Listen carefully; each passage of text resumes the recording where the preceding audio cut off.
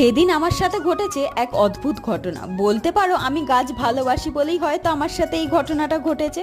টমেটোটা কাটতেই আমার মনে হলো ভেতর থেকে যেন সাদা বড় বড় পোকা বেরিয়ে আসছে।